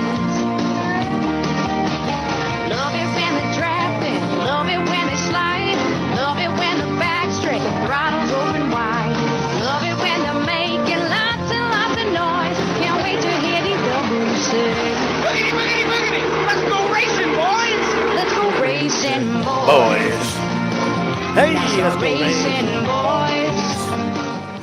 For a long night at Charlotte, we welcome in Jeff Owens. Talking some NASCAR. Before we go to Jeff, though, did see a tweet doing a little search here on Gavin Cavis. According to what was on the SEC network that Kendall Rogers tweeted, Casas suffered a serious hamate bone injury when he was at the plate. X-rays after the game to confirm the severity. Hamate bone injury can be, and Jeff Owens knows this because he's covered baseball a long time, Jeff. Hamate bone injury can be a problem for anybody, but especially if you're a hitter. Yeah, if it's serious, you're probably looking at about 6 weeks or so, which puts him out for the rest of the year. And, Gamecock fans are sort of familiar with this. You remember back in the, I think the 2011 College World Series, Christian Walker suffered a similar injury, and he was able to continue and play through the playoffs. So we'll see what the X-rays say. Certainly a blow for Costas and the team. You hate it for them. But we'll see what happens, but hopefully it's not too serious. Yeah, you hate that. He had a 3-run homer today that I think is still traveling through the atmosphere. That thing was blasted. Okay. Yeah. Speaking of blasting, let's go back to the All-Star race. I guess the race was a snooze, but they made up for it after the race, and Kyle Busch got blasted. And the NASCAR blasted some people on Wednesday. So what'd you take away from all that? And what do you think about the All-Star race? Leave it like it is. It was just one of those deals, or they need to jazz it up some more? Yeah. Well, it was an interesting night for sure. I don't think the race was what we want. It wasn't a great race. Some good racing back in the pack, but you saw the same guy basically lead every single lap because they couldn't pass. So they still need some work to do there. But the post-race festivities saved that event, no question about it. one of the best or worst fights I've seen in a long, long time, depending on your view of it, your perspective. But Ricky Stenhouse, you got to give the guy some credit. He was fed up, he'd had enough of Kyle Busch, and he cold cocked him, and that led to a brawl and some fines and some suspensions and all that. The problem I've got with it, Phil, is that, okay, I understand you can't tolerate fighting, and you got to step in and do what's politically correct and appease the sponsors. But, NASCAR spent all night after that race and the next couple of days promoting that fight, showing that video over and over and over again, and then they go find the guy $75,000. Yeah. I think that was ridiculous. I think it's hypocritical. You can't tell fans that you don't want fighting and then wink, wink, celebrate it when it's over with. That kind of stuff is why NASCAR has always had a credibility problem. Mm-hmm. So I hate that. But, as far as the race, I think the short track problems with this car sort of bit them. It was certainly better than last year, but they still got some work to do. And I don't think it's the track. I think it's the car. The softer tires did not work out like they hoped. But, I'm all for continuing to try to make it work at Wilkesboro. I saw somebody today, I think it was Dale Jr., tweeted this week, let's have a points race at Wilkesboro and move the All-Star race back to Charlotte. That sounds like a pretty good idea to me. Yeah. Well, you made a great point. You made a great point about them playing it up on one hand and then slapping the guys on the other. That is hypocritical. Here's what surprises me. What is wrong with Kyle Busch? First of all, he's not winning races. But number two, he is like the bad boy of NASCAR. What is Kyle Busch doing letting Ricky Stenhouse get a shot in on him and not retaliate? Certainly he had to be expecting it. He had a bottle in his left hand, and I think he was trying to cash it out and avoid confrontation. Kyle Busch of 10 years ago not only would have been looking for the confrontation, he would have instigated the confrontation. Yeah, probably so. You're right. Kyle, I'll give Kyle credit. You're right. In the past, Kyle Busch would have been right in the middle of that, and he'd probably thrown the punch first. I'll give Kyle Busch a tremendous amount of credit for this. He has really matured and grown up and become a much more responsible guy in the past decade. And he's tried to stay out of that kind of stuff. Ricky Stenhouse, we've never seen this from him. So I don't think Kyle was expecting it. I think they were having a discussion and an argument about it, and I think Stenhouse just cold-cocked him. I don't think Kyle expected it at all. And it set off a wild brawl. I mean, Stenhouse's father even got suspended because he took a shot at Kyle. That's pretty bad. That's pretty bad when you get slugged not only by a driver but by his old man too. And then Richard Childress wishes he'd have been in the middle of it. Maybe we need to let Childress and Stenhouse Sr. go at it. Well, I tell you what they ought to do. They ought to say, look, everybody who's got frustrations through that part of the season, after the All-Star race, everybody meet in a corral on pit road, pick out your partner, and go at it. And if you have multiple guys you want to fight, then you'll fight multiple guys. Get it out of your system. So let's go to Charlotte. It's going to be a long night of racing. How do you think Kyle Larson's going to handle 500 at Indy, 600 at Charlotte? Tony Stewart did it how many times? A couple of times? A couple of times, yeah. Never won. He never pulled off a victory. So, I mean, are you cheating both ways? Are you shortchanging both your teams at Indy and Charlotte by trying to be this Superman and pull this off? Yeah, probably a little bit. That's a fair point, I think. However, this is one of the most phenomenal feats in sports I believe I've seen. And I'll tell you a real quick story. The first time Tony Stewart did it, he ran 1,000 miles that day, 1,100 miles. He gets out of his car at Charlotte. He basically collapses on the ground by the gas pumps. And we're all standing there watching to see what happens. And here comes somebody pushing and shoving and working his way through the crowd. And he gets to Stewart, and he picks him up off the ground, and he hugs him. and that guy was Dale Earnhardt. Nobody respected what Stewart had done more than him. I think this is a tremendous thing for both the Indy 500 and NASCAR. And back to your original question, I don't think there's anybody out there more talented and has the demeanor to do this more than Kyle Larson, because he's raced in every car you can think of. I think he's got a shot to win the Indy 500. I really do. Now, when he gets back to Charlotte, that's when it's going to be tough for him, because he's already run 500 miles. They're going to have to hydrate him and get him ready. But it can be done. We've seen Stewart do it. We've seen some others do it. I think Kyle Larson is probably as prepared and is as talented to do this sort of thing as anybody we've ever seen. When you talked to Stewart after the times he did it, did he ever say, was he ever asked what took the greatest toll, physical or mental? Where was he hurting the most? Yeah, I think it was physically. I think he was just completely worn out, just exhausted. I mean, I can't imagine.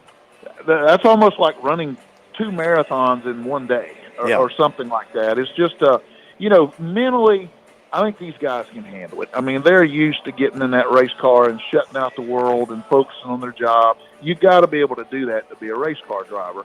I think the physical toll is what got Stewart. And let's face it, Tony Stewart was never in the greatest shape anyway. So I think that got to him a little bit. I think Larson, probably a little bit better condition. They've learned a lot over the years from doing this.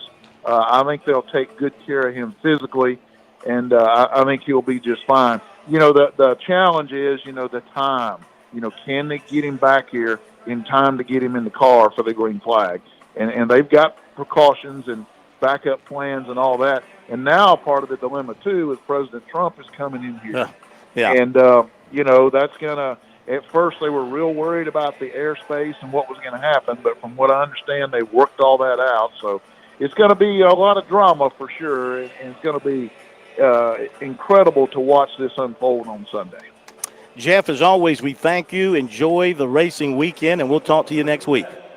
All right, Phil. Have a good one. Great stuff, my man. Thank you. Jeff Owens with us in the fast lane. We go quickly to Charlotte, where Matt Smith is not at the racetrack, but Clemson raced past Louisville to win. And he just came back upstairs from the press conference. Give us a few highlights from what they were saying. Yeah, Eric Bakich said it was an affirmation about what he already knew about this team, that, it has an it factor and just won't quit.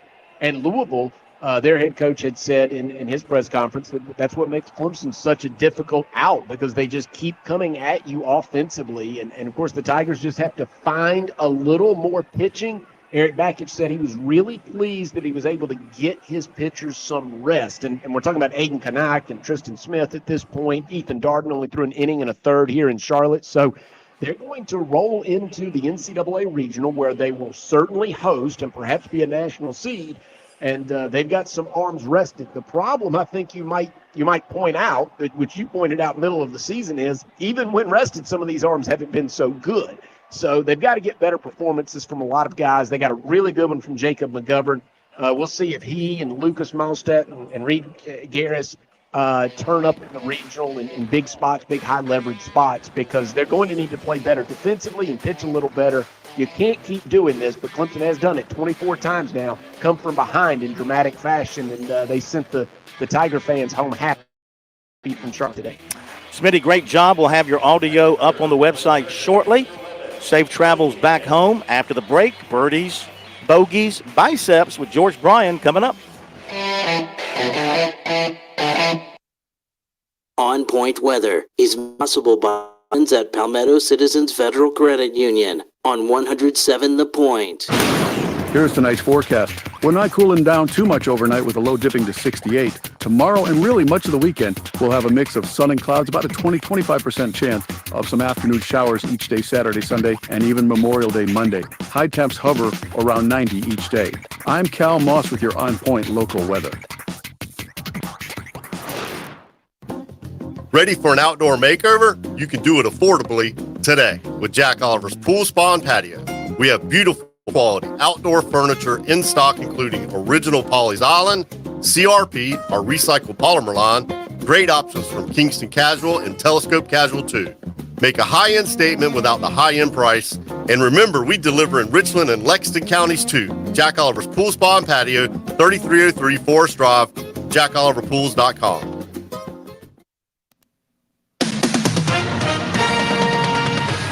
With SRN News, I'm Keith Peters reporting Egypt says it has agreed to send UN humanitarian aid trucks through its main crossing into Gaza, but it remains unclear if the aid will be able to enter the territory as fighting raged in the southern city of Rafah amid Israel's escalating offensive there. Israel's army says the bodies of 3 more hostages killed on October 7th by Hamas terrorists were recovered overnight from Gaza. The judge overseeing Hunter Biden's federal firearms charges trial agreed Friday to block prosecutors from telling jurors about some other unflattering episodes from his personal life, but left the door open to allowing them if the president's son testifies. Prosecutors and defense attorneys sparred over evidence on Friday. On Wall Street, the Dow up by 4 points, the Nasdaq rose 184. This is SRN News. Experience the joys of spring in full glory as you cut through the beautiful waters of Lake Murray on board your brand new boat from Marine 360. Take a look into the awesome selection of top-tier industry brands such as Sea Hunt and Crest. They're showcased at Marine 360. Hey, known for their unwavering commitment to excellent quality and service, Marine 360 has been the leading go-to source for boating enthusiasts 2007, and they're based right in the heart of the Midlands. The dedicated owners of Marine 360, Brandon and Scott, well, they're on hand to steer you towards your dream boat. They make it a top priority to ensure you receive the best possible service. But they don't stop at helping you choose the perfect boat. Marine 360's meticulously skilled service center is at your command for any boating-related issues. Find Marine 360 on the water on Johnson Marina Road or visit them online, marine360sc.com. To make your purchase even smoother, they offer a variety of financing. You need more information? Don't hesitate to give the guys a call, 749-2360. They're ready to help in making your dream boating experience reality. Visit marine360sc.com. At Palmetto State Armory, we can't catch the fish for you, but we can make sure you have everything you need to have a great day on the water. Whether you're targeting bass or bluegill, stop by and shop lures from brands like Zoom, Rapala, Berkeley, and our exclusive hard bait line from Strike King. Looking for a new rod or reel? We've got options from great companies like Luz, Abu Garcia, and Shimano. Worried about the weather? We've got rain gear and apparel from Hook, AFTCO, Columbia, and more. Be sure to stop by Palmetto State Armory before your next fishing trip and make it the best one yet. Dave Ramsey here. Do you want me to work for you rather than you working for your money? Go see my friends at Palmetto Citizens Federal Credit Union. They're not a mega bank and have been serving the Midlands since 1936, offering good old-fashioned customer service and free services. They'll look out for your financial well-being. With 14 locations, check them out today at palmettocitizens.org. Federally insured by the NCUA. Hello, this is Ted, owner of Flight Deck Restaurant. This Memorial Day, join us as we honor our veterans. As we remember those who really served and the veterans who made the ultimate sacrifice. Come together with family and friends at Flight Deck Restaurant to honor their legacy. And to show our appreciation, all veterans receive a special discount at Flight Deck Restaurant. So visit us at the shops of Flight Deck in Lexington and online, we're at www.flightdeckrestaurant.net. Thank you and God bless. Breathe fresh life into your home with Lake Murray Soft Wash. Our team specializes in power washing, soft washing, and restoration. From roof cleaning to wood and concrete washdowns, we've got you covered. For top-notch, affordable services that you call now, 528-1996, or log on to LakeMurraySoftWash.com to make an appointment. We're not just professionals, we're your neighbors. Whether residential or commercial, Lake Murray Soft Wash sets the standard in cleaning. Embrace the sparkling difference today. Hold it now.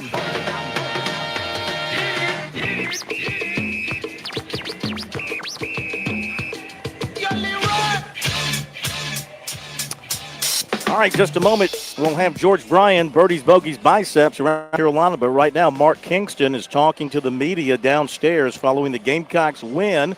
Let's bring you a few minutes of that so you can get a flavor about what he had to say about this win over Kentucky. Here's Mark Kingston in action. And see how he feels about it. And I feel great with either one catching. Front row on the left.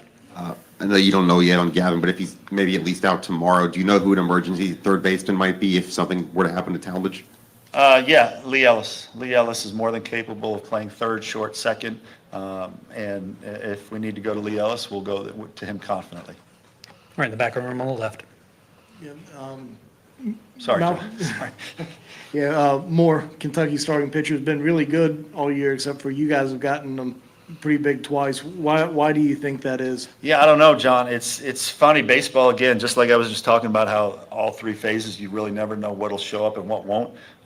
Some matchups just favor you, whether it's because we are a heavy left-handed lineup, whether it's because of the way he pitches, as a guy with certain characteristics to his fastball. Some guys get us better than others, and some guys we get. But we had 2 games against him, and we were really good both times. And he's one of the better pitchers in this league, without question. So I just think it's a game of matchups. I think overall, there's certain teams we match up very well with, and there's one style of play that has given us a little bit of trouble. So it's really a game of matchups, and I thought we matched up well with Moore. All right, 2 more. Start on the right. Mark, you guys have had 16 runs come with 2 outs.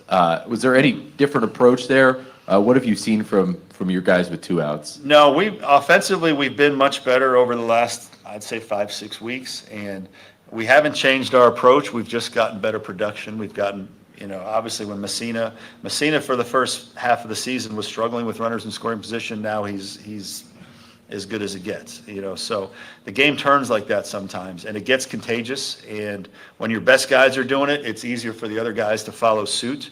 And our approach doesn't change, but obviously the results sometimes change. All right, third row center. Mark, Kevin Skarbinski, the SEC blog. The 3 teams that we know that are in the semifinals all went 13-17, the 8 seed, the 10 seed, the 11 seed. Are seeds irrelevant in this conference? Absolutely. Because what I think is lost on some people is the context of who you played. A 13-17 record, if you've played all the top 4, 5, 6 teams, is different than a 17-13 record if you didn't. So it's such a small sample size. 30 games is an extremely small sample size when there's an unbalanced schedule. In the big leagues, they play 162, and sometimes there's a 1-game gap over who wins a division and who's a wild card team. So if you don't think that there's a margin for error in a 30-game schedule when it's an unbalanced schedule, you may play all the best teams, you may play some of the teams at the bottom. It's so random that 13-17, I don't think it's a big enough sample. And on top of that, I will say that every team in this league is so damn good that it's a hit here, it's a walk there. I mean, it can change by a couple of wins either way. So it's a damn good league is how I will sum that answer up. All right, Coach, congratulations. We'll see you again tomorrow for Okay, semifinals. thank you. Okay, there you go. You got a few minutes of Mark Kingston. We'll get it all up for you on our website once we go off the air tonight, so you can catch it all there. Time now to talk some golf with George Bryan.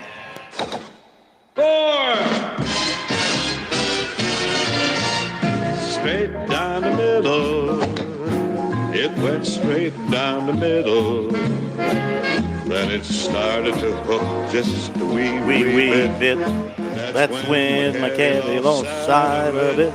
That little white pellet has never Okay, a man who knows a thing or two about driving the ball down the middle, never losing sight of it. Our man, GB3, George Bryan III, birdies, bogeys, and biceps here on Sports Talk, brought to you by our good friends at Tsunami Bar Sports. And I kind of feel after watching this baseball all week, I kind of feel like I need to get Tsunami Bar, get a good workout in, George, to kind of get the muscles toned back up. How are you? No, couldn't be better. And I enjoyed that interview. I don't follow baseball as close as you, but that's exciting. I know the heart gets that heartbeat up, and right in the middle of it. You having some fun? Oh, having a great time. I mean, look, the Gamecocks have been a huge surprise. They're going to play in the semifinals tomorrow. They're 1 win away from playing for the SEC Tournament Championship. First time since 2017 they've been in this position. So congrats to them for putting it all together.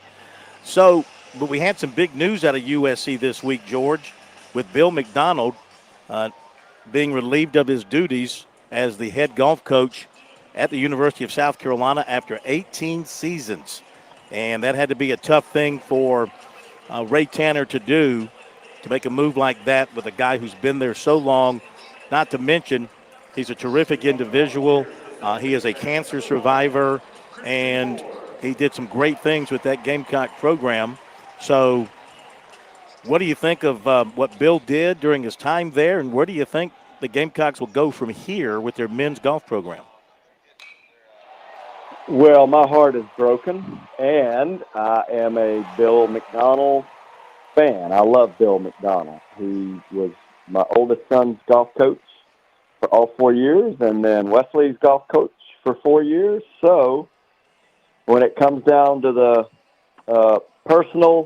my personal response, I was floored. I had no idea. Didn't really think about it. It wasn't one of those things that I'd spent much time at. And my heart's broken for him and his family. And yeah, you know what? That's one thing about golf, though. Dadgummit. The old game of golf, it throws everybody down. It doesn't discriminate. It just beats us all up. And as far as Bill, though, Coach McDonald, he came in, took over from Puggy Blackman, and hey, that was awesome news you gave me earlier that his wife Gail is celebrating. I'll let you take it from there.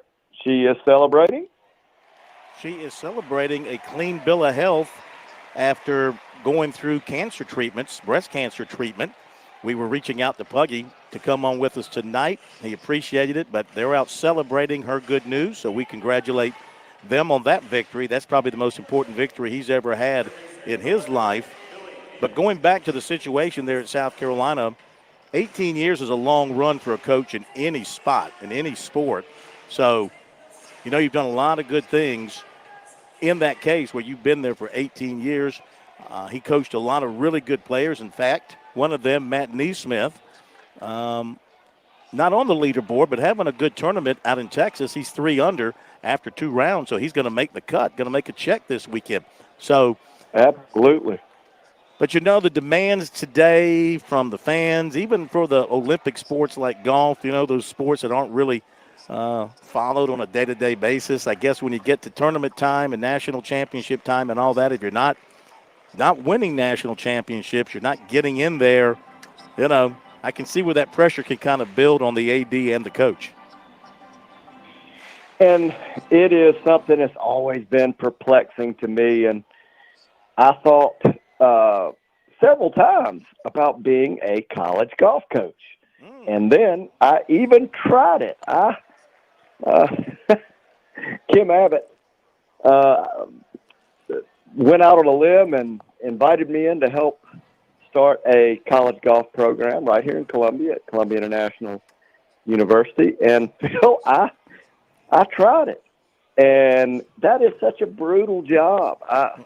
It was so far over my head, I got lost. And it takes a very special golf expert to even have that desire. And right here in our state, we have so many unbelievable college coaches with, and recently, both Larry Penley from Clemson, Puggy Blackman, USC, they recently retired.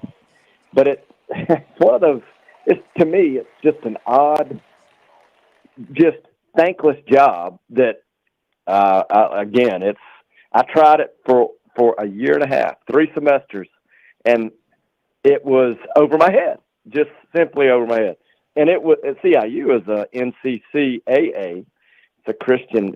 So we're talking about uniquely small, really small, not even near the scope of the Division I programs, and the pressure and all the variables involved.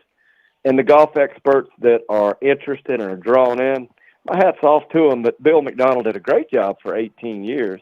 And even I know for a fact, his first 6 years, the Gamecocks won a lot, and they have continued to win.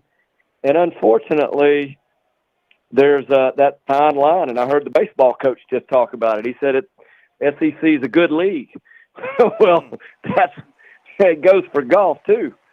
And even though he didn't win an SEC championship, he finished runner-up a number of times, numerous All-Americans, and also in a short span had a number of tour players come out of the program.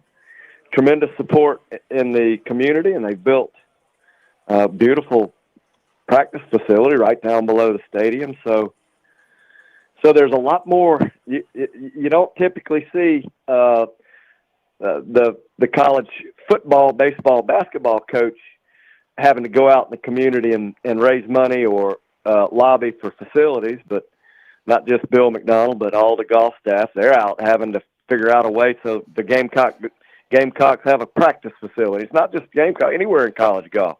Mm-hmm. So these college coaches just wear a lot of hats, and the administrative weight that they have to carry is tremendous. And I can testify, hey, that was the one that took me to the bottom, kicked me right out of it.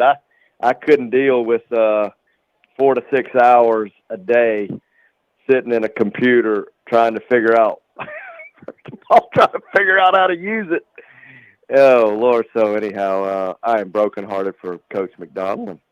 And hadn't spoken with him, but hopefully he's got another step and he stays in the game. He's a great coach. He's a great teacher. Bill McDonald first of all, he's a great player, former number one in the country in junior golf, 3-time All-American at Georgia Tech. Injuries prevented him from getting on the tour, in my opinion, and I competed against him. I'm a little older than he is, but just a great player and player first, great teacher. So I'm sure he'll bounce back. If you're in golf, that's the one. If you're a golf professional, and he is, you get used to getting back up. This game is just get back up. You know you're going to get beat up. Just get used to getting back up. And if at first you don't succeed, try again. And shoot, I got a youngin' out there in Texas. He missed a cut. And in fact, he's missed, I think, 2 or 3 out of 4 this year. The game just is brutal. You got to figure it out, though. And he will, Bill McDonald. It's a lot like baseball. It's a game of failure. I mean, baseball, you go 1 for 4, you feel pretty good, but that's only 250. So a lot of failure in there, just like with golf. You might have a 65 one day and a 78 the next. So let me talk about a couple of things, and then we'll continue because I got a couple of other topics. You mentioned they're playing the Charles Schwab Challenge out at Colonial, and your leader after 2 rounds, or as the second round's coming to an end. Right now it's Davis Riley, 64 today. He's 10 under. Hayden Buckley on the course at -8. Sung J M, a 64. He's at 6 under. Keegan Bradley, a 66, is at 6 under. Sepp Straka, a 66. He's at 6 under. And then Ryan Fox, Kevin Tway, Robbie Shelton, Brian Harmon, Tony Finau, Pearson Cootie. They're all at 5 under. I wonder if Pearson Cootie is related to Charles Cootie. That's his, absolutely. Grandson? Absolutely. I think so. Got to be a grandson, yeah. Got to be a grandson. Matt Neesmith, a 68 after a 69, 3 under. Scotty Scheffler bounced back from a 72 with a 65. He's 3 under. Morikawa is at 3 under. Jordan Spieth always plays pretty well in Texas, a 67. He's 2 under. Ben Martin is 1 under after a 70. Lucas Glover had a chance to talk to Lucas. Now, you know what? This speaks volumes about Lucas Glover. Of course, first of all, he received the Order of the Palmetto from the governor down at the RBC Heritage. Then, of course, he goes on. He's playing his tournaments. Lucas Glover played at the PGA, and he made the cut. So he was there for all 4 rounds. And you know the PGA, that's a major championship. That's got to take a lot out of you, the drain, the strain. But you know what? He showed up Monday, the day after the PGA, this past Monday. He showed up in Columbia for the South Carolina Athletic Hall of Fame, into which he was inducted. It was important enough to him to come right off a major and be there. And I got to be honest with you, I was blown away. You know, he could have called it in. He could have said, hey, man, I'm coming off a major. I need a day or two to, rest up. No, he was right there. He came on the show with us. And to me, that speaks volumes to me about Lucas Glover. I'll let you talk on him. He had a 70 today, -1. Kevin Kisner, 71, +2. Andrew Novak is on the course, +3. You mentioned Wesley, 71, 73, +4. Carson Young, +7. What about what I referenced with Lucas? We're talking about one of the finest gentlemen that I think that I've had the chance to get to know over a lot of years. I saw him in junior golf. He won the state amateur at Pauley's Plantation, if my memory serves me accurately, and that would have been somewhere in the early 90s, mid-90s. And then he has been one of the standards as far as just kind-hearted. He gives tons of his time and money to junior golf, and he handled one of the most difficult situations. It was a domestic, unfortunate set of circumstances that went on the PGA Tour a couple of years back, and he handled it, took absolutely, it did not get to the press, and did, as far as what little I do know, handle it like most would not. But he's kind-hearted. He's always been a Palmetto, a South Carolina golf supporter. All the events, even when he was on top after he won the U.S. Open, nothing's changed about Lucas Glover, and he comes from great stock. I watched his grandfather. Got to know him a little bit back when he was coming up through junior golf and college golf. And so he comes from great stock. So he's a tremendous individual, and Lucas is going to keep on doing what he does because he's not finished yet. Yeah. He's incredibly competitive. Wouldn't surprise me at all for him to win this year. He's playing that good. And very humble, very humble. I got to drop in a baseball note that I did not see earlier, George. So that give me 20 seconds or 15 seconds on this. Citadel parting ways with head baseball coach Tony Skoll. School made that announcement this afternoon. 7 seasons at his alma mater, 21-32 this season. So there's going to be a new baseball coach down at the Citadel. All right, back to golf. Today, the Women's Golf Coaches Association named their All-American team. You had 2 from, one from South Carolina on the first team, and that was Louise Ridquist. And then Hannah Darling was named honorable mention. So was Annabelle Pancake from Clemson. And, you know, the South Carolina women, I wasn't with y'all last Friday, so I didn't get a chance to touch on this. But disappointing showing for them in the national championship. In fact, for whatever reason, I'm told a coach's decision, Hannah Darling didn't play in the last 2 rounds after an opening round 84. So they are a great program. I mean, ranked as high as number 2 in the country this season, and they're right there every year in the regular season. Cannot seem to get over that hump on the national championship scene. Well, and hadn't done it yet. We had both Coach Kalin and Coach Hester on the same show just a few weeks ago, and it was, I thought, the best since the last time they were on the show. And, you know, as far as handling themselves at the utmost, they have great etiquette. They were marvelous on the show, but we were just talking about golf. It's old brutal sport, and you never can tell what happened out there with Hannah Darling. I noticed, I had a little conversation with Coach Hester last week in your absence, and incidentally, she was amazing. And the way the substitution, she explained it, and I asked you before the show if by chance there was an injury, because I did notice that she had a rough go the first round, and you never can tell. The slightest little thing, and I don't know what happened, but you don't have to be much out of the track or just a little bit off. It could be catastrophic in an NCAA championship. So anything from I remember one of the players years ago had a cold vertigo, something like that, and it just playing hot and come a little off the game to whatever. Anyhow, it is unfortunate, but I do have a feeling that the Gamecocks will stay their course because their teams have been strong. And then Clemson, I was just looking at, they got to the match play. Just getting to the match play is incredibly difficult. Yep. A great showing. That's 4 rounds of stroke play, top 8. That is marvelous. Most folks don't really have any appreciation for the way the championship's conducted now, but just 4 rounds of match play, 4 rounds of stroke play, narrows it down.